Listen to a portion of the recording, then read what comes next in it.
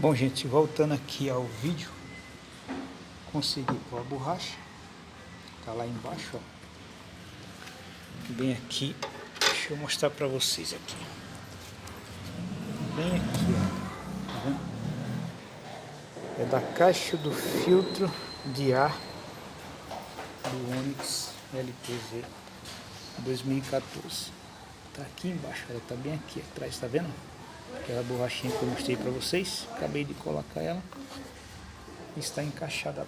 Serviço finalizado e pronto. Obrigado.